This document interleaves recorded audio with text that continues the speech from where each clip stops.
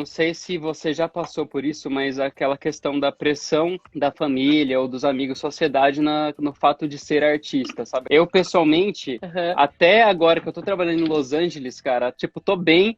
Meu pai, lá do Brasil, às vezes manda pra mim falando que abriu concurso público para auxiliar administrativo. Eu falo, meu, ele não entende que isso aqui é minha carreira. Antes da gente começar o papo, queria apresentar a Dani para vocês. Eu vou usar um pouco a minha colinha aqui também, porque a Dani já estudou em um monte de lugar que eu não vou lembrar o nome. Então, a Daniela Medeiros, que está aqui com a gente, ela é uma diretora de arte brasileira morando em Los Angeles e ela é formada em arquitetura pela PUC do Paraná, design pela UTFPR do Paraná, com cursos também na área em Madrid e Lisboa e mestrado em Fine Arts em Production Design pela American Film Institute. E entre os trabalhos mais relevantes da Dani no departamento de arte estão projetos como os filmes All These Voices, Thor, Godzilla, Homem-Formiga e a Vespa e Gemini Man. Falei Isso certo? aí. Tá tudo perfeito, certinho. Beleza. Então, assim, para quem está assistindo a gente, o pessoal que tá assistindo agora ou que vai assistir depois, eles já são da área, mas algumas pessoas não sabem exatamente o que que é uma diretora de arte ou quão abrangente isso é, todas as coisas que vêm embaixo disso, né? Então, você quer Uhum, explicar para a gente resumidamente o que que é exatamente o diretor de arte e uhum. o que que isso abrange? Tá. Então, a direção de arte, o departamento de arte, é o departamento responsável por tudo que for visual no filme. Então, tudo que aparece na frente da câmera, tudo que você vê quando você assiste o filme, o departamento de arte tem que resolver. O diretor de fotografia, ele vai capturar essas imagens e vai iluminar e tudo mais. Mas o diretor de arte é responsável por colocar tudo na frente da câmera, desde o cenário até os objetos de cena, decoração e tudo mais. Também é o departamento de arte que define a paleta de cor de um filme. E geralmente o departamento de arte é o primeiro, um dos primeiros, mas o primeiro, depois né, obviamente, do diretor, que começa num filme. Porque Uhum, geralmente a pré-produção do departamento de arte é muito, muito, muito, muito mais longa do que qualquer outro departamento, assim. Então, uhum, a gente começa no processo e a gente faz todo o estudo de roteiro e a gente define então quais são os espaços, né, com o tipo de espaço que precisa, o tipo de arquitetura, as referências visuais do filme, para colocar o filme num lugar uhum, correto, né, de uhum, tempo e espaço. E a gente fala um pouco de que um bom diretor, uma boa direção de arte é uma direção de arte que as pessoas até às vezes não percebem, porque uhum, elas fizeram, o trabalho foi tão bem feito que pareceu natural, pareceu uhum. realidade. Sim. E E, uma diferença grande que tem tido ultimamente, faz muitos anos, é a parte da direção de arte, que é a parte construída, e a parte de efeitos especiais, que mais e mais o uhum, departamento de arte é responsável por isso também. uhum. Perfeito. E como você falou, tem a parte da direção de arte, que é aquela que a pessoa não nem percebe de tão natural que é, mas também tem aquela Uhum. questão que é conseguir executar ideias loucas, né? Na parte do Sim. departamento de arte. Então, por exemplo, o filme sci-fi que a gente produziu ano passado tinha um cenário que é um quarto que gira, tanto horizontalmente quanto verticalmente, e com um Uhum. orçamento limitado. Então, assim, precisava o diretor de arte foi uma das primeiras pessoas cruciais, aliás, para o processo do filme, que a gente falou no sentido de como que a gente consegue executar. Será que a gente consegue executar isso, essa ideia, com o orçamento que a gente tem? Uhum. E, então, não é simplesmente a estética, mas também, como que eu A vou dizer, praticidade. é a praticidade, né? É histórico, né? Não importa o tamanho do filme. Eu já trabalhei em filmes que sei que tem orçamentos acima de 100 milhões e ainda Uhum. assim o valor parece que sempre precisa de um pouquinho mais. É, É, né? porque é sempre a demanda eu acho que é histórico, assim, a demanda ela é sempre um pouquinho mais alta do que o orçamento. E Uhum. então a gente sempre tem que tentar arranjar soluções, tentar definir formas de fazer as coisas funcionarem ou tentar entender onde a gente pode comprometer alguma coisa para conseguir outra. E Uhum. isso é a parte da colaboração, é a parte que tem a discussão e conversa entre diretor, produtor e diretor de arte, É. que é no que a gente pode fazer, o que é possível, o que é e também o que é seguro, porque tem isso também, que se você for fazer um set muito maluco, que tenha muitas, sei lá, enfim, a estrutura O desse próprio set tem que ser uma set que estrutura real, gira já é algo que a produção fica meio preocupada, né? com Será que isso certeza. vai... E esse set que gira também dá já toca o special effects também, né? É, Porque é uma equipe que trabalharia com a parte de maquinária para fazer essas coisas funcionarem. é. Geralmente essa equipe ela não faz parte do departamento de arte, é uma equipe que a gente colabora também. E Uhum, daí às vezes eles contratam engenheiros, a uhum. coisa pode ficar bem mais complicada, assim. Depende do orçamento, né? Com Por certeza, isso que é isso, tipo, um orçamento menor, às vezes, é assim, ó, a gente sem poder contratar essas pessoas que a gente precisaria, a gente consegue fazer dessa forma.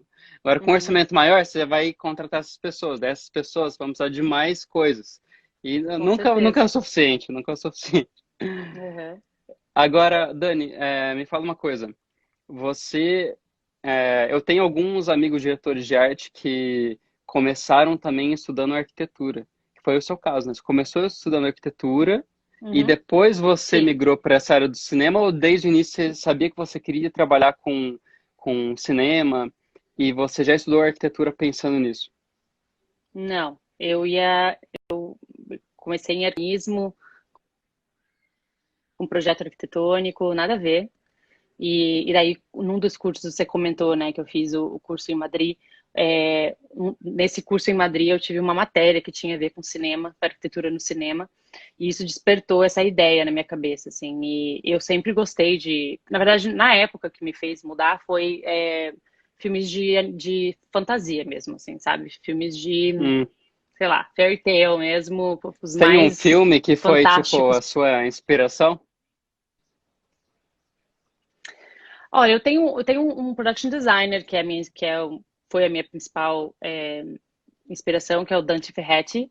E ele já tinha feito na época o Hugo, já tinha feito Uhum. uma versão da Cinderela também, ou estava fazendo.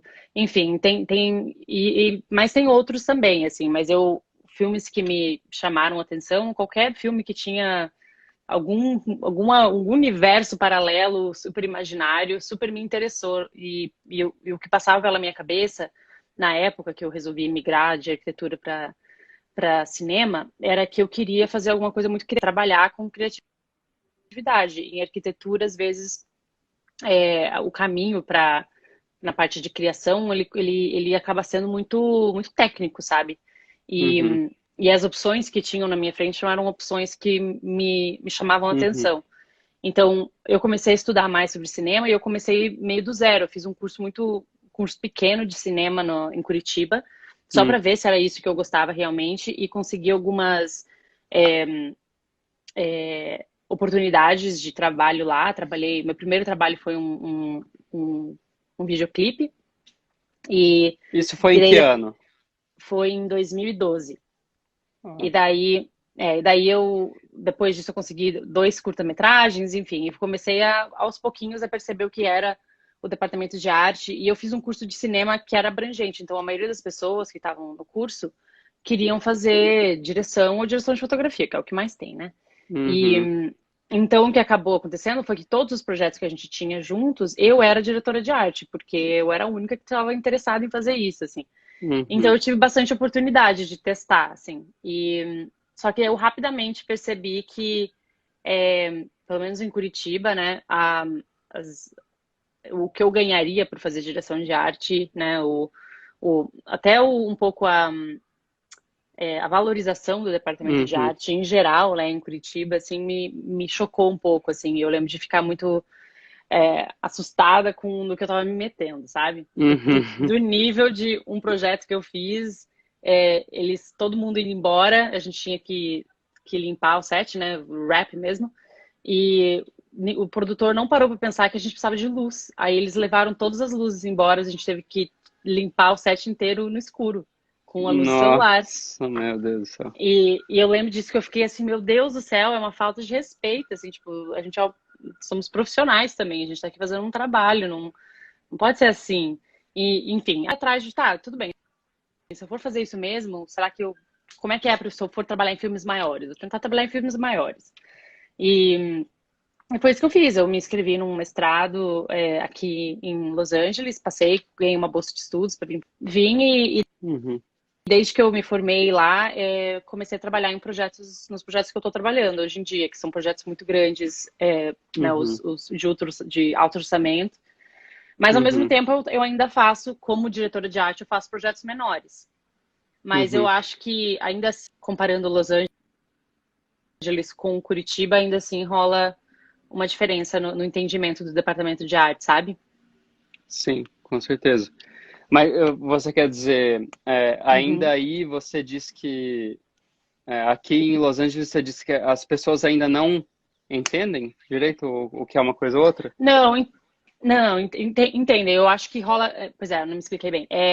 Aqui em Los Angeles, eu acho que existe, pelo menos os profissionais que eu estou trabalhando junto, compreendem o departamento de arte como um departamento tão importante quanto o departamento de fotografia, o departamento de ação, enfim, Ah, que é ok. um departamento do filme. Em Uhum. Curitiba, quando eu estava nos projetos que eu fiz em Curitiba, infelizmente me parecia que a gente era um assistente de alguém, assim, Ah, e, sim. e rolava um pouco dessa falta de É. respeito, assim, como Tipo, veio, profissional, veio sabe? pintar a parede. Pois é. E o nosso Aham. trabalho é muito mais do que É isso. O nosso muito trabalho mais, é tipo é toda muito mais a estética, abrangente, a assim. praticidade do filme. A estética inteira do filme. A gente Ah, pensa no roteiro de uma forma visual. Então, do começo ao fim, como vai ser visto aqueles ambientes e, aham. é, sabe, resolvidos os espaços e tudo. Ambientes Sim. internos, externos, Uhum. tudo. Legal. E Uhum, você falou que você foi para Los Angeles, então, através de uma bolsa de mestrado. Eu uhum. apliquei, eu acho que é a mesma bolsa. Eu apliquei para uma bolsa de mestrado que é Fulbright. Foi esse que você fez ou não? Essa é de roteiro, né? Era de É, de roteiro na roteiro. época. É. Então, não existia para production design, não existia para direção de arte, só Ah, existia para roteiro. Para direção de arte nunca tem essas opções. não tem, né? É verdade. Não, Putz. não tem mesmo. Então, a bolsa de estudos que eu recebi foi, na verdade, foi da universidade, foi da EFI. Eu me inscrevi na EFI, mandei meu portfólio e tudo mais, e eu passei no processo de seleção deles. E eles me ofereceram, eu falei que eu só conseguiria vir se eu tivesse uma bolsa, e daí eles me deram uma bolsa. Que E ótimo. Gostaram bastante de primeiro, você. eu acho que o que deu bastante peso na minha inscrição foi o meu background mesmo, sabe? Que eu sou arquiteta e designer e tal. Então eu tinha um portfólio que tinha um pouquinho mais de força, assim, nessa parte. Então eu tinha projetos no meu portfólio, sabe? Não eram só. Uhum. Eu tinha alguns filmes, mas eu também tinha Sim. essa parte que é o tipo de profissional que trabalha em filmes de alto orçamento, Sim. né? Eu vi no seu, como é que fala, no seu currículo que você trabalhou em projetos de parques, theme parks, né? Parques Trabalhei como também. Disney, esse tipo de coisa, assim. Eu trabalhei, Legal. trabalhei em três projetos para duas empresas diferentes. Ambos foram construídos, um deles foi construído, outro não foi, mas foi construído em Dubai. Um dia Que eu vou lá legal, visitar. né? É, mas eu trabalhei em uma como é que fala? Da rides, né? Dos Sim, brinquedos, né? os brinquedos, né? Mas aí a gente tinha o outro que ainda não foi construído, não sei o que aconteceu com aquele. Eu trabalhei na parte da cidadezinha mesmo, assim, tipo, sabe, as Que ruazinhas, legal. Aham. ruelinhas e tal. E isso foi Nossa. interessante porque foi uma junção, assim, de arquitetura com direção de arte, porque realmente o que a gente estava construindo eram coisas que iam ter que ficar de pé para sempre. Não para sempre, né, mas Uhum. são coisas permanentes, né? São sets Sim, é. permanentes. O que dá muita E dó em filme, né? Que às vezes você constrói uma nave muito louca e daí termina, tem que destruir. aham, não, e às vezes também demora 4 meses para você criar a nave. Aí demora mais 2, 3 meses para construir a nave. Aí eles gravam a nave uma semana e no dia seguinte está E já destruída. era. Putz, Eles vão ser, meu Deus, esse tristeza. trabalho todo, pois é. É, E dá vontade de lixo, levar pra né? casa.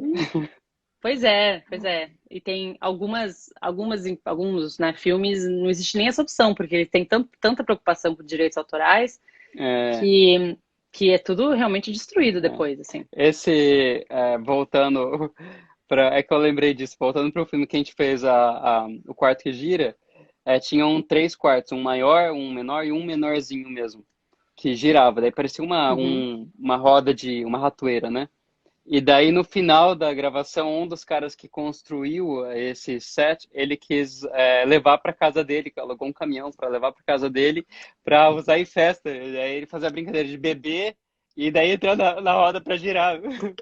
Deve ter sido muito louco isso. Meu Eu não cheguei Deus! aí na festa. Imagina aí na festa na casa dele. Pois é, tem que ir um dia para ver Pois, como é que é isso.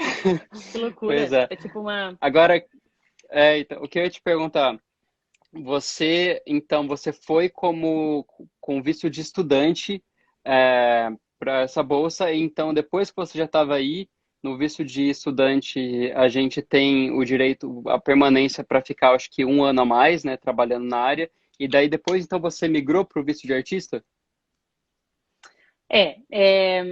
Esse um ano a mais, ele depende de do quão longo é o curso que você fez. O meu curso era de dois Ah, anos, ok. então eu tinha direito de um ano.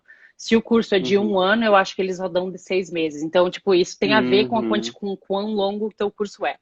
Então, eu Uhum. tive um ano, e nesse um ano, assim que eu comecei ele, eu já comecei a trabalhar em coisas que me dessem portfólio, né? Então, Uhum.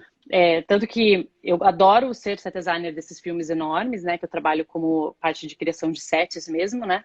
Mas o meu Uhum. interesse eu sou até mais interessada em projetos mais conceituais, assim. Uhum. Mas esse tipo de filmes de grande orçamento, Marvel e tudo mais, são filmes que chamam mais atenção em forma geral Uhum. no currículo. Então eu foquei nisso para conseguir mais e mais experiência e colocar coisas no meu currículo e dessa forma conseguir como fala, o cacife que eles esperavam para pedir um visto de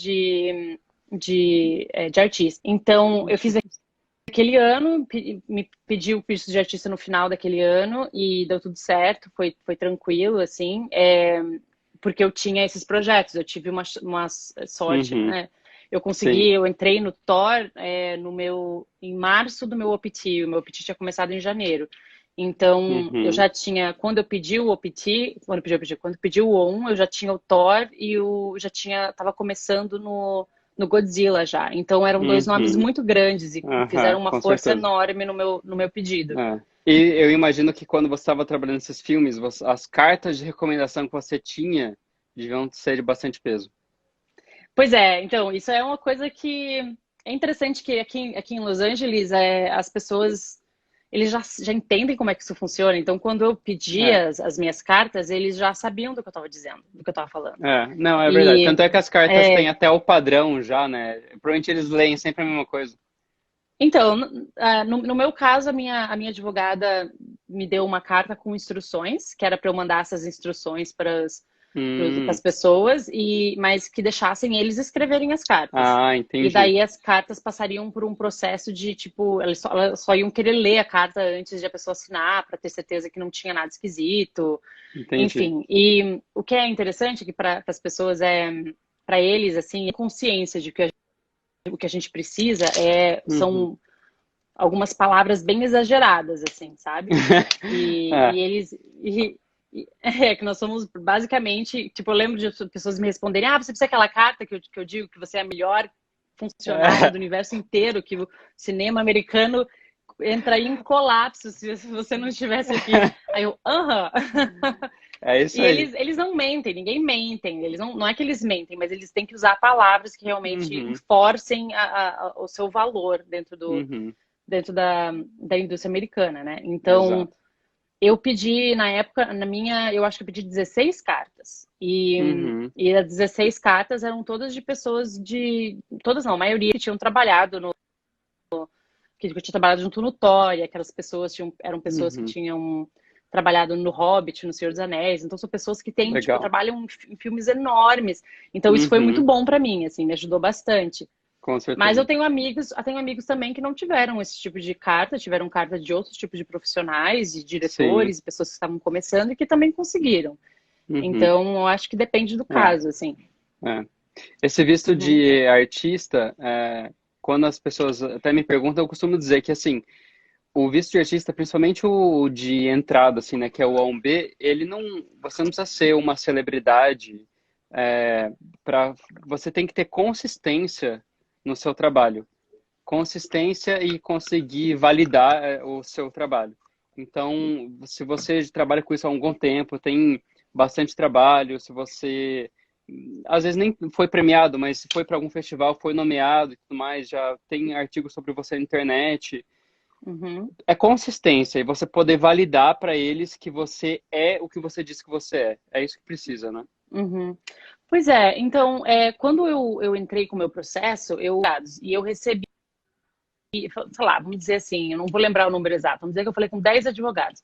Uhum. 5 deles não quiseram meu caso de forma nenhuma, porque eles queriam só pessoas que já tinham ganhado o Oscar. Caramba, Pois é, tipo, pessoas que já tinham ganhado Emmy, Oscar pra cima, assim, que pra eles o que eu tinha não era o suficiente. entendi. Aí outros 3 falaram que era possível, e eu lembro de 2 lá que disseram que, vamos usar, mas a gente não vai usar o Thor, porque o Thor, acho que a gente acha melhor não. E eu achei estranho, porque assim, eu falei, nossa, mas é o meu maior crédito, Meu caramba. é o Thor, você não quer usar o Você tá Thor? Eu falei, não tirando o sei. coelho da minha cartola? Agora fica Pois difícil. é, não entendi. Mas aí, então, eu acho que isso é válido considerar também que os advogados têm estratégias diferentes. Alguns É advogados são mais verdade. criativos na maneira que eles vão te apresentar. Eles de forma nenhuma eles mentem, não é isso. É Uhum. só mostrar realmente um outro ponto de vista daquele profissional. Então, Exato. mostrado, tipo, olha só, por exemplo, tem uma amiga minha que eles tentaram mostrar o fato de que ela já tinha conseguido trabalhar em vários outros lugares, lugares diferentes do mundo. E que então ela Uhum. tinha, sabe, porque ela, né, morou em mais de um lugar e tal, e trabalhou em lugares Uhum. diferentes. E isso para eles foi uma maneira de mostrar que, olha só, é uma Uhum. profissional super, sabe, Sim, multifacetada, enfim. exato. E então eu acho que vale, tipo, organizar tudo que você tem, e ter as coisas organizadas mesmo, ter É. imagem de tudo, ter fotos de tudo, ter sempre que possível, uma coisa que isso aconteceu pelo fato da EFI também, eu ter ido para a EFI, muita gente que eu fiz projetos junto na EFI eram internacionais, sabe? Hum. Eram pessoas que precisariam desse visto. Então, Uhum. era conhecido entre nós, inclusive os diretores americanos, produtores americanos, que quando a gente fosse falar com alguém que fosse fazer algum tipo de artigo, que a gente falasse o nome de todo mundo. Então a gente Uhum. falava assim, não, eu fiz esse trabalho aqui, All These Voices, com esse diretor, esse, nananana, nomeando as pessoas. Porque daí eu podia usar isso para mim também, entendeu? Porque Perfeito.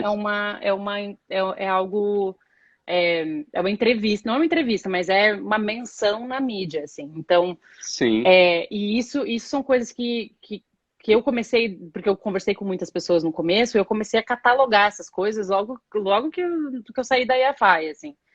E daí mostrar Uhum. para um advogado e ver qual é a opinião dele. Só que assim, não pensar também que aquele um advogado que você conversou vai ser o advogado que vai entender o teu Exato. Não, caso. Tem que falar com algumas pessoas e ter tem que falar com algumas paciência. pessoas, exato. Tem que, Isso.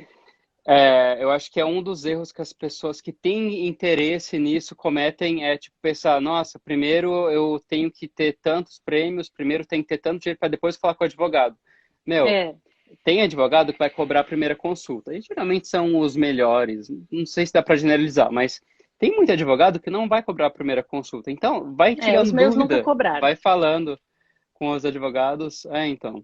E É, tirando dúvida até você achar o advogado que você confia uhum. e estar preparado, né? E eu acho que isso vai bastante de instinto também, sabe? De você Uhum, conversar, ter essa conversa com o advogado, entender o que eles estão falando e sentir seguro, sentir segurança naquela estratégia, porque são uhum, estratégias mesmo, são estratégias diferentes. Por exemplo, exato. um grupo de advogados não queria falar que eu fiz Thor porque era uma posição dentro do departamento e eles só queriam usar filmes que eu tinha feito direção de arte mesmo.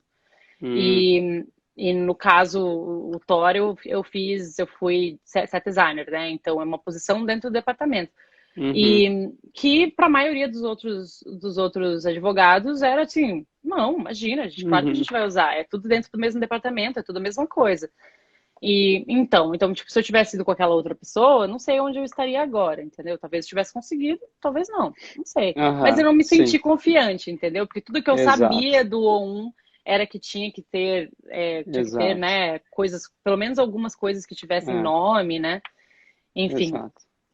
E É. tem que fazer essa pesquisa, porque, meu, essa é uma etapa muito importante, muito decisiva na carreira de um artista, ele ser aprovado ou não nesse visto. Então, fazer essa Uhum, pesquisa e não escolher por preço, cara. Eu tive amigos que se ferraram porque escolheram um advogado por preço. E, uhum, e muitas vezes tem advogado que ele está só interessado em pegar o dinheiro do artista e não se você está preparado ou não. Então, é uhum, importante fazer essa pesquisa, falar com vários advogados e, como você falou, ter essa intuição uhum. de qual advogado de fato tem uma estratégia boa, que é de acordo com o seu material e, Uhum. e E pensa nisso. referência, né? E pegar referências, Referência. conversar com pessoas que você já ouviu falar, que conseguiram visto com aquela pessoa. Isso é importante, assim. O meu primeiro advogado, que conseguiu o meu O1 para mim, eu não recomendo para ninguém, porque o que aconteceu depois que eu consegui o meu O1, eu senti que eles tentaram me manipular um pouco para tentar tirar dinheiro de mim, criando problemas no meu O1 que até então não existiam. Já Uhum, tinha sido aprovado, já estava tudo certo, e eles começaram a dizer que eu tinha que fazer mudanças e não sei o que, não sei o que. E então o que eu fiz foi, eu peguei o meu caso inteiro, tinha sido aprovado, e levei para dois, três advogados e falei, eu gostaria que vocês checassem o meu caso, se acha que tem alguma coisa que tem que ser corrigida, porque eu já tinha sido aprovado e tal. E todos eles falaram, não, tá tudo certo com o teu caso. E nunca me cobraram para olhar isso. E se cobrarem, aham, vão cobrar uma hora para olhar o teu caso. é, E nisso eu acabei conhecendo os advogados que eu tenho hoje em dia, que são advogados que eu estou trabalhando no meu pedido de green card, entendeu? uhum, E eles são pessoas que eu já recomendei para todo mundo, porque eles são uhum, extremamente abertos, sempre respondem minhas perguntas de maneira clara, porque tem isso, tem uns que você pergunta uma coisa, eles fazem uma volta e não te respondem. exato, E então, acho que tem que tomar exato. cuidado, assim, Tem que tomar porque cuidado. infelizmente tem gente sim que se aproveita Uhum. da posição que a gente está, que é uma posição de vulnerabilidade, vamos dizer Vulnerabilidade. assim. Então, tem que pesquisar bem, assim, olhar referências, olhar Uhum. pessoas, pesquisar na Exato. internet se existe, tipo, algum tipo de, sabe, ação Uhum. contra eles, É, enfim, tem que olhar essas coisas. E não barganhar, cara. Não barganha com algo que é tão importante na sua carreira, né? É. Vai no melhor de acordo com a sua intuição. Hum, E interessante isso. Inclusive, só uma observação aqui também. Um desses conhecidos meus que acabaram escolhendo errado, ele tinha feito o O1B dele, o primeiro visto, né? Com um advogado é, com mais reputação, com mais referências e tal. Quando ele foi fazer o processo do EB1, ele achou que ele hum, já sabia, que não sei o quê, e daí ele falou assim, não, eu mesmo consigo fazer sozinho, eu vou só escolher um advogado mais barato que assine hum, para mim. E daí o que aconteceu? Ele já estava fazendo trabalhos bons, já tinha comprado o carro dele, já tinha alugado uma casa grande, tinha casado, estava uhum, construindo várias raízes, e daí o visto dele foi negado, porque ele uhum, quis economizar nisso, entendi. cara. E daí ele tinha 30 dias para ir embora e devolver tudo que ele tinha. Então, meu, Nossa, não que barganhe estressante. nisso. Pois é. Pois é complicado. O EB1, ele é um passo, vamos dizer assim, o O1 é nível hard e o EB1 é nível hard vezes 100, assim, tipo, Exato, né? ele é bem, bem complexo, assim, Uhum. eu tive a aprovação do meu faz muito tempo já, mas desde que o Trump ganhou, ele tá numa gaveta, assim. Então eu tô Sério, esperando, caramba. esperando ele ser finalizado. Tá tudo certo com ele, só que tá tem que esperar, tem que ter paciência. E, Uhum. enfim, paciência é Esperando. longa. Pois é, Caramba, meu. Tá, mas é. E inclusive, voltaram agora, né, a fazer como é que foi? Esse dia eu estava assistindo a live com uma advogada de imigração que ela falou que recentemente eles voltaram a fazer isso, as entrevistas das digitais e tudo mais aí em Los Angeles para Biométrico, isso, para quem está esperando isso para conseguir a aprovação do visto. As coisas entendi. ainda estão rolando, né? Pois é, E tá bem lento mesmo. agora eu sei que tem pessoal aí que está assistindo, porque quando a gente fala o nome de filmes grandes que o pessoal assiste, né, e fala que tem brasileiro participando, o pessoal quer saber, assim, das coisas que não assistiu na tela. Então, assim, tem alguma coisa interessante, alguma história que você tem para compartilhar, às vezes do processo de produzir de produzir a parte de arte de alguns filmes desses, ou de bastidor? Olha, eu acho que tem muitas coisas a gente não pode conversar sobre, né? Porque a gente Isso. assina, a gente diz que a gente brinca que a gente assina com sangue, é, É, os contratos, mas é. é, eu acho que o que é interessante é tipo essas coisas de você. Sempre que eu crio um set, eu sempre vou visitar o set de filmagem mesmo e ver eles gravando. Tipo, eu vou no fundo, não vou incomodar ninguém e tal. Então você acaba conhecendo os atores, assim, e tem. Eu lembro, o Thor foi a minha primeira experiência com um projeto desse tamanho. E tava o Mark Ruffalo, o Chris Hemsworth e a, esqueci o nome dele, o Tom Hidd, como é que fala sobre o sobrenome dele? Sei lá, enfim, o Loki. Aham. Estavam os três lá e eles sendo estão todos muito gentis, assim. O Mark Ruffalo é um palhaço, ele é super engraçado Uhum. e eles falam com todo mundo, sabe? Existe um respeito, assim, pelo menos ali naquele set que eu estava, era um respeito por todo mundo, sabe? Tipo, todo rolava. Eles eram gentis e educados para falar com as pessoas que estavam entregando coisas para eles e enfim. E outra coisa que eu percebi também em set de filmagem que foi uma grande diferença para mim desses super grandes assim é o silêncio. É Hum. impressionantemente silencioso assim. Eu trabalhei em outros filmes menores e sempre tem barulho, sempre tem um barulho. Daí na hora que fala gravando É. fica em silêncio. No filme, esses filmes grandes é assim, o tempo inteiro. Você consegue ouvir qualquer Uhum. conversinha porque eles falam muito baixinho. Isso foi muito interessante para mim. E outra história engraçada que eu tenho, que isso é mais pessoal, assim, não é tanto de backstage, assim, mas Uhum. quando a gente estava na pré-produção do Gemini Man, eu tive um evento de família, assim, acho que era aniversário de alguém, nem me lembro o que que era. Então eu saí rapidinho, porque tem essas horas de diferença, né, do Brasil. Uhum. Então eu saí rapidinho do escritório, fui para a área externa, assim, do prédio, lá em Savannah, na Geórgia, e peguei, Uhum. assim, o celular e fiz uma ligação de vídeo com a minha família, assim. E E troquei, caramba. falei um pouquinho, assim, vamos lá, falei um pouquinho. E tranquilo, assim, sabe? Só que eu tava dando risada, e tipo, enfim. De repente eu olho pro lado, tá passando Will Smith com o produtor, assim, nossa, passando do meu lado. E eu dando risada, falando em português, só olhei, eles só me olharam assim, eu falei, gente do céu, que escolha perfeita de onde eu fazer essa ligação. Eu até lembro que eu fiz assim, falei, olha a família, olha quem tá ali. Ai, caramba. Ai, cara. Mas era Mas do não lado de encrencaram com fora. você. Não, não, era Ah, do lado tá. de fora, mas é aquelas coisas de tipo. Eu tava trabalhando, eu saí aqueles 10 minutinhos, sabe? Aham. E daí É. eu fui fazer uma ligação e tem que passar o Will Smith atrás de mim. Tipo, Né, então. Como você eita. tava fora, né? Então foi. É, Deu sorte. não, foi tranquilo, foi tranquilo. Mas foi engraçado, assim. Minha família ficou, hã? Aham. Como assim? É o Will Smith ali? Não acredito. Aham. Ai, ai. Muito massa. Que É. massa. E que eu ia comentar.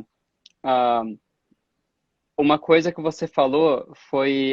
Que você falou do Gemini Man, né? E quando eu fui te apresentar, eu falei o Gemini Man. Daí eu lembrei dessa questão até de pronúncia, né? Uhum, Então, uma das dificuldades que eu tive, principalmente no início, e ainda tenho, não com a fluência do inglês, mas com a pronúncia. uhum, E eu tive algumas histórias engraçadas até de falar coisa errada, quando não era para falar, tal. sim. E Ah, você já fiz isso sentiu também. e sente ainda essa dificuldade, assim, na questão Aham. do inglês, da pronúncia, principalmente? Sim, aconteceu algumas vezes comigo também. Em geral, nada, quando é alguma coisa engraçada que você acaba falando. Eu falei algumas coisas, tipo, com certeza não apropriadas, porque eu errei a pronúncia, ou errei a palavra, e daí Ah, pareceu outra coisa, daí tipo, o pessoal ficava em silêncio e de repente começava a rir. Porque sabiam que não era, não fazia exato. nem sentido dizer alguma coisa daquela, sabe? Então, isso acontece e a maioria das vezes as pessoas são muito compreensivas em relação a isso, e eu acho que pelo fato de Los Angeles ser uma, né, como eles falam, uma panela de pressão, e tem tanta gente Uhum. diferente dentro, as pessoas têm paciência, uma paciência especial para o fato de que nem todo mundo olha só, fala inglês Sim. como primeira língua. Olha só, já joguei o inglês aí. Então, isso de pronúncia ou de você não saber esquecer uma palavra óbvia, às vezes acontece. Eu lembro de uma vez que eu esqueci, olha, eu vou esquecer de novo. Lustre em inglês é chandelier. E eu não Hum, conseguia lembrar, eu não conseguia é, lembrar. E eu ficava é, falando assim, aquele negócio que fica. E as pessoas dão risada, enfim, todo mundo. é, Quando as pessoas levam isso de uma forma negativa, eu vejo pra mim como talvez eu nem queira que essa pessoa esteja muito perto de mim, sabe? Porque sim, não é necessário, entendeu? Tipo, sim. é assim, as pessoas elas têm É, o idioma, ele é só uma maneira de você se comunicar, mas as uhum, pessoas elas têm valores, obviamente, valores exato. profissionais muito além disso, entendeu? Então, Uhum, é, e tem gente também que às vezes perde um pouco a paciência, assim. Eu tenho uma regrinha pra mim que eu pergunto 3 vezes. Então, se eu não entendi uma coisa, eu falo, excuse me, né? O que a pessoa falou pra ela repetir. Aí, se eu não entendi, de novo, eu pergunto mais uma vez, da pessoa, pergunto 3 vezes, não, eu pergunto 2 vezes para a pessoa falar 3 vezes. E daí, se é a segunda vez, que é a terceira vez que a pessoa está falando, eu não entendi, eu só concordo e me afasto e tento perguntar para alguém que estava em volta se eles entenderam. Ou eu volto, se eu não, depois de um pouco, não entendi, eu volto para lá com alguma coisa e falo, olha, era isso que você queria? Daí a pessoa fala, não, era isso, entendeu? Que tipo, porque eu não quero ser, não quero ser muito chata de ficar é, perguntando 50 vezes a mesma coisa sem entender.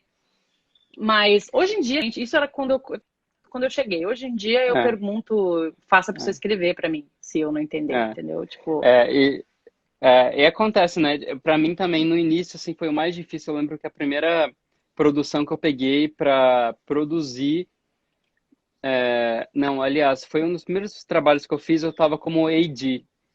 E, cara, se pra entender no pessoal, às vezes era complicado, meu, no walkie-talkie, cara, era um walkie-talkie ruim hum, ainda, com chiado. Nossa!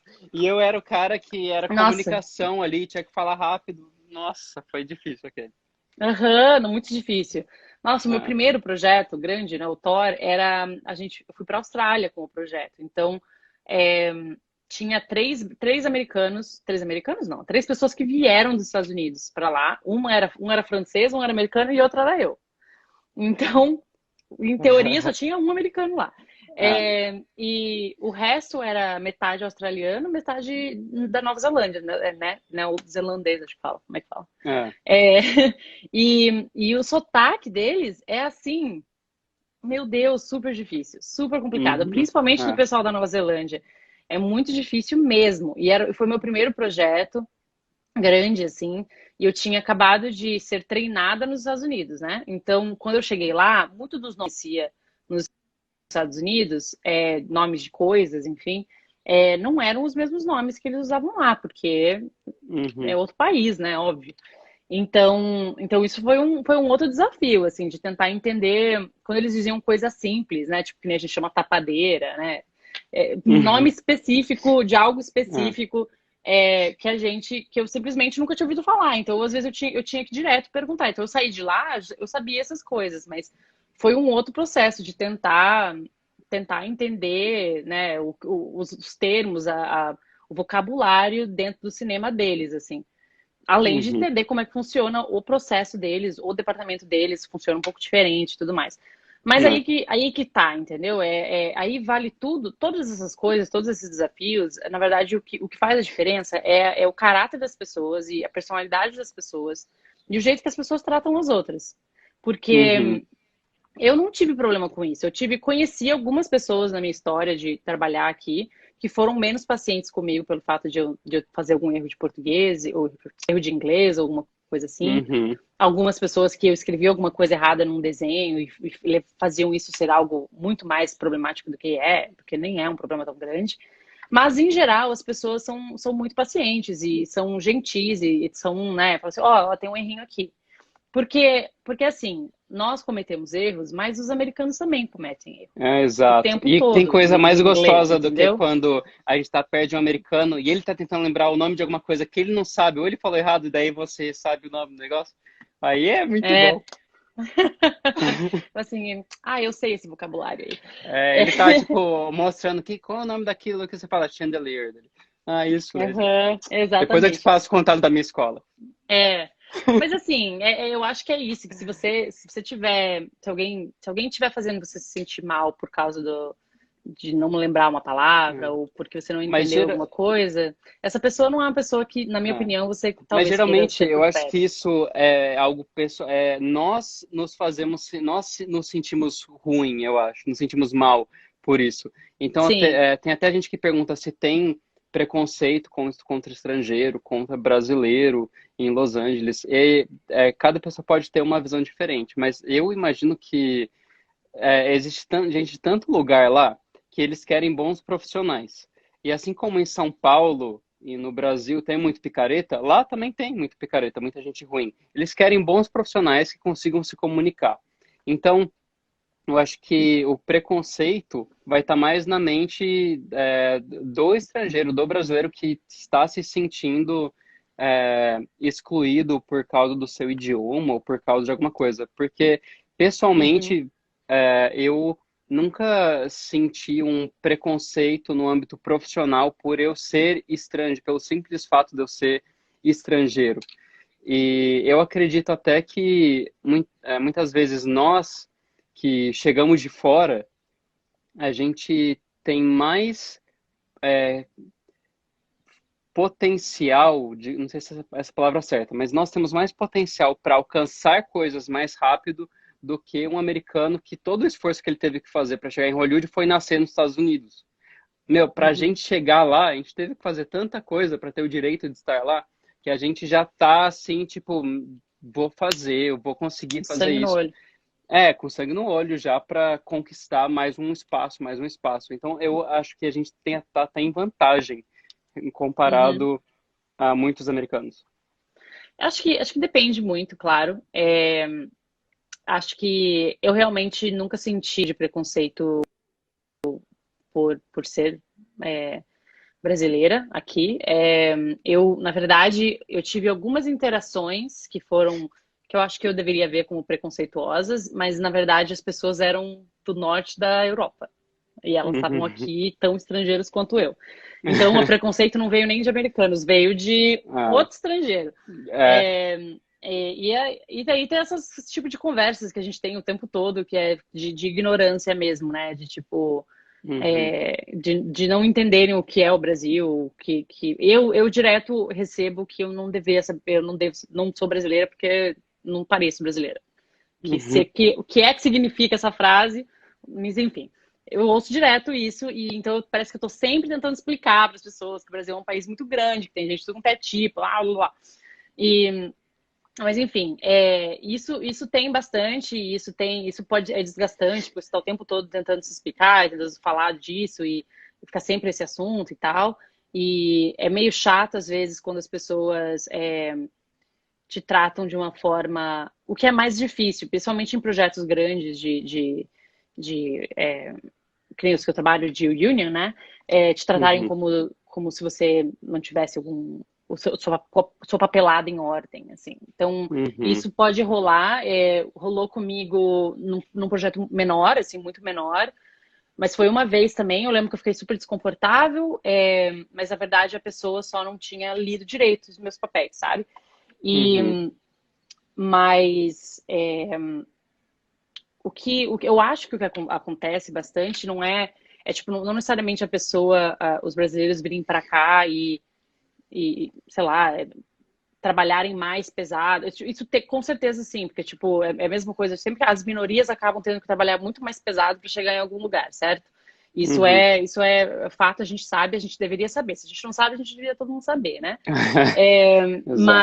mas uma coisa que eu percebo, assim, quando eu saí da IFI, eu percebia pelos meus colegas, assim, entre os que eram americanos e os que eram homens, os que eram mulheres, né, as que eram mulheres, negros, enfim, olhando assim, quem eram as pessoas que tinham as primeiras chances de fazer Uhum. alguma Que coisa. E isso também faz geralmente sentido. as primeiras chances, assim, de você, sabe quando Uhum. você pega um momentum, assim, de tipo, Uhum. vamos lá e continuar, continuar? É. E isso acabavam que essas oportunidades eram dadas para os homens americanos. E Uhum.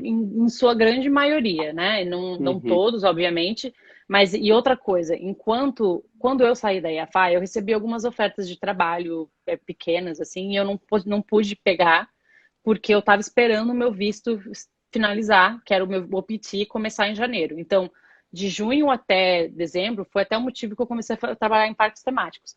Porque eles não me contratavam em projeto nenhum, em filme nenhum, porque eu ainda estava num período de transição entre o meu visto de estudante e meu visto de OPT. Eu já Uhum. podia trabalhar, mas por eles não entenderem esse processo, essa parte de transição, eles não me contrataram. Uhum. Então, vamos dizer assim, 6 meses, esses 6 meses, eu podia ter começado já em cinema diretamente, mas eu não comecei por causa de alguma coisa Sim.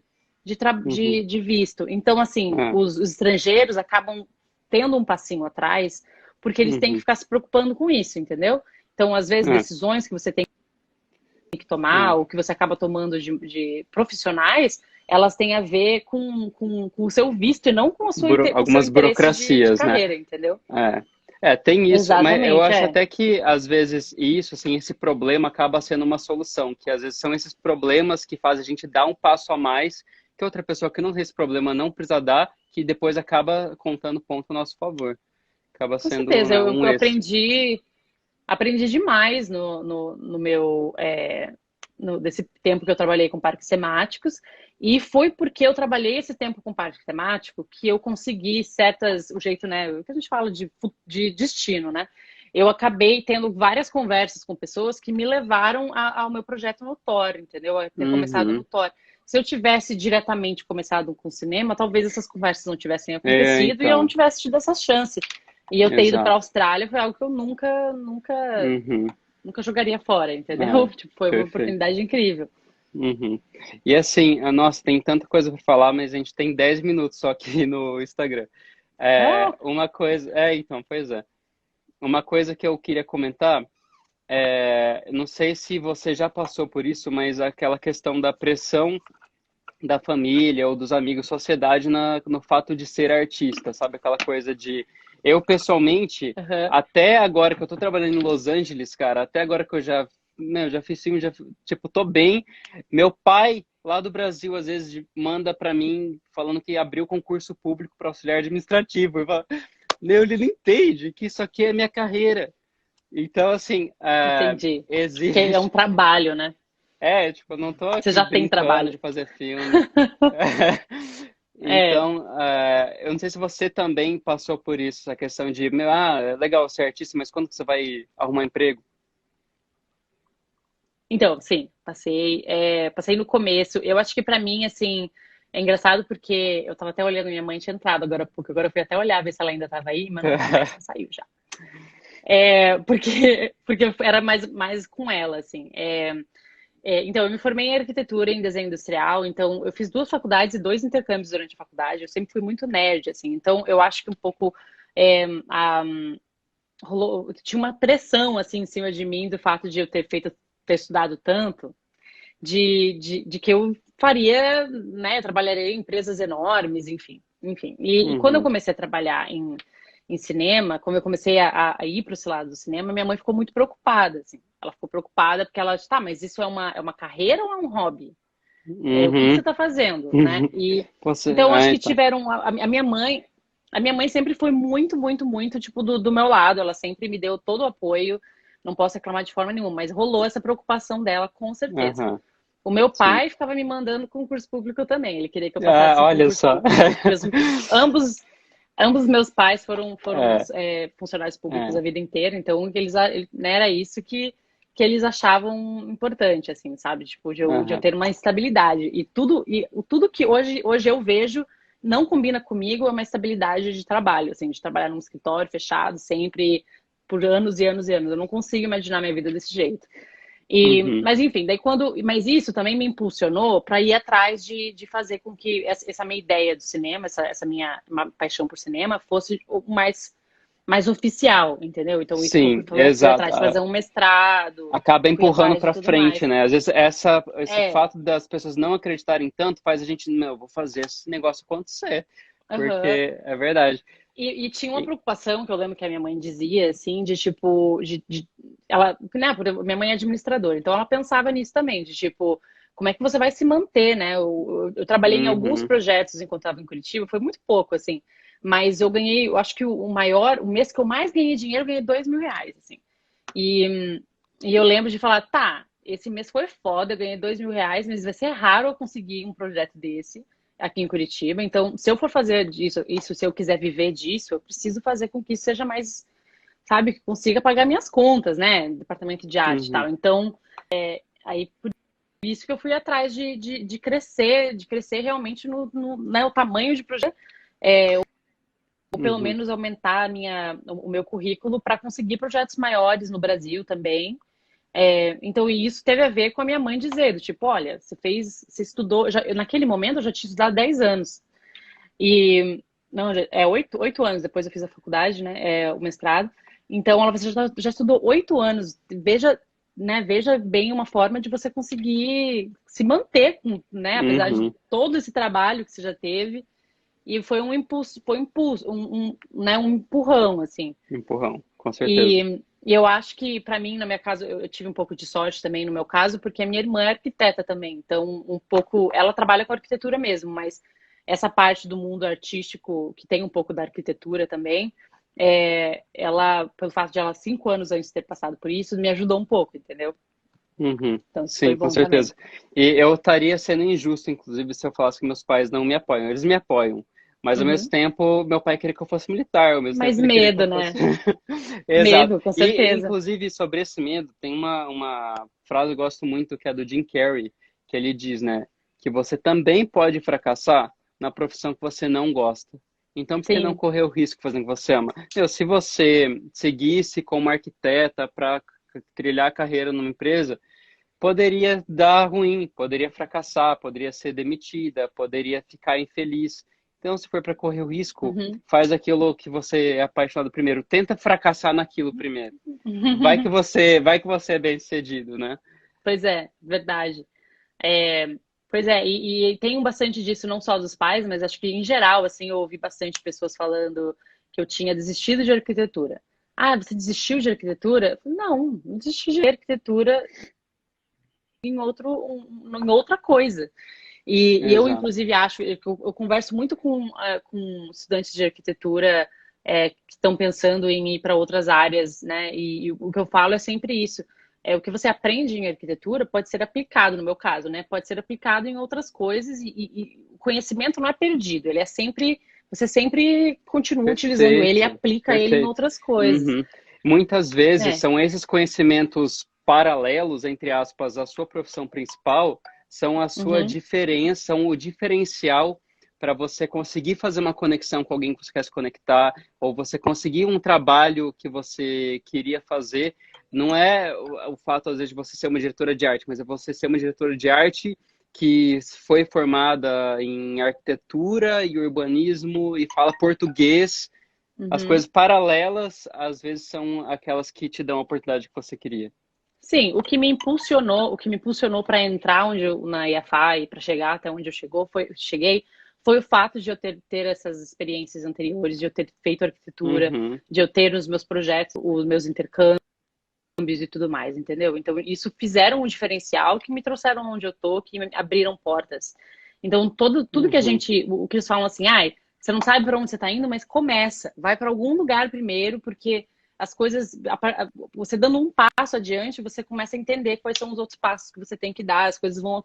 E se estiver errado, você dá um passo atrás e tenta pegar um outro caminho. E acho que é isso, foi isso que eu tentei fazer e ainda Uhum, faço, né? Porque ainda estou trilhando o meu caminho. uhum, E, enfim, eu acho que todo perfeito. conhecimento vai ser sempre válido. Com certeza. Meu, a gente está acabando o Uhum. tempo aqui, tinha mais coisas que eu queria falar, mas antes da gente finalizar, eu queria agradecer todo o pessoal que entrou aí, que comentou. Teve pessoal falando, nossa, essa conversa está sendo libertadora para mim. O Ah, é. Ricardo Murilo comentou, um ator lá de Campinas, conhecido meu. O Uhum. Solon também comentou, um editor, conteúdo muito maneiro, parabéns. É Então, isso. agradecer o pessoal que está comentando, o Paulinho, todo conhecimento agrega, mesmo em profissões opostas. E Sempre. tem perguntas que o pessoal mandou aqui, mas não vai dar tempo de responder. Antes da gente, eu vou depois tentar responder. Se a pergunta for para mim, eu vou tentar responder no meu story. Se for para Dani, eu mando para Dani a pergunta. Uhum. Eu respondo no Antes meu. da gente perfeito. Antes da gente concluir, eu queria comentar uma coisa que eu percebi das suas do seu branding pessoal, do seu Instagram, do seu site, que você tem um branding muito consistente no seu Instagram, no seu Facebook, across, né, nas suas redes sociais e o seu Uhum. site. E isso eu não canso de falar, mas é muito difícil das pessoas entenderem, né, que o seu branding, o seu posicionamento no mundo digital, ele é muito importante também para as oportunidades que você vai conseguir. Porque muitas vezes é o que a pessoa vai ver para ela saber se ela vai querer comprar ou não a ideia de te contratar, de trabalhar com você. Então, eu queria te dar Uhum. parabéns para você, o pessoal que não Obrigada. conhece a Dani, para visitar o Instagram dela, arroba Daniela Medeiros, _. E, bom, ela tá marcada aqui nesse vídeo também. E o site dela, para acompanhar o trabalho Uhum. dela, que é maravilhoso. Vocês vão ver, aliás, no Instagram dela, ela coloca fotos dos bastidores dos projetos, de como que ela desenhou os sets de filmagem dessas Uhum. produções que ela trabalhou, e isso é muito interessante, vocês vão gostar de ver. É. Então, Isso, isso, O meu Instagram profissional foi algo que eu resolvi fazer durante a quarentena também, porque eu só tinha meu site até a quarentena. Então olha só. tá sendo uma experiência gostosa também de fazer. Uhum, perfeito. Uhum. Ó, a gente tem aqui 1 minuto para encerrar. Nesse 1 minuto eu vou te fazer uma pergunta aqui que o Danilo mandou, Tá. um amigo meu. Ele perguntou assim: na direção de arte, quanto é inspiração e quanto é transpiração? Meu Um Deus. minuto, valendo. Nossa, eu acho que deve ser 70% transpiração, 30% inspiração, no máximo. Talvez seja até mais, hein? É mais transpiração ainda, talvez mais 80% transpiração. Em tudo que tem a ver com arte, arquitetura, todas essas coisas, gente, a gente mais se mata do que. Porque Aham, a inspiração ela vem em um momento muito específico e o resto é você resolver como fazer ela ser possível, como fazer com que seja possível aquilo ser construído ou aquilo ser viável e, né, que nem você falou, o set que gira. uhum. Então, tem muito trabalho. A inspiração é fazer ele que você quer que ele gire. Para fazer ele girar, nossa, é um trabalho desgraçado. Fazer ele virar é outra história. Nossa, pois é. Então, é muito mais. Nossa, acho que vou deixar nos 80, viu? Bom, gente, é isso aí. Deu o horário da live do Instagram e a gente morreu, a gente foi chutado pra fora da live. Mas obrigado por todo mundo que assistiu, todo mundo que participou. Espero que tenham gostado. Eu posso chamar a Dani outras vezes pra gente conversar sobre outros assuntos, sobre arrumar trabalhos em Los Angeles, na indústria de filme, sobre o sindicato e diversos outros temas aí que a gente tem pra falar. Mandem comentários, escreva aí embaixo se você gostou, se tem alguma pergunta que ficou relacionada a esse tema. Eu posso mandar pra Dani e a gente responder na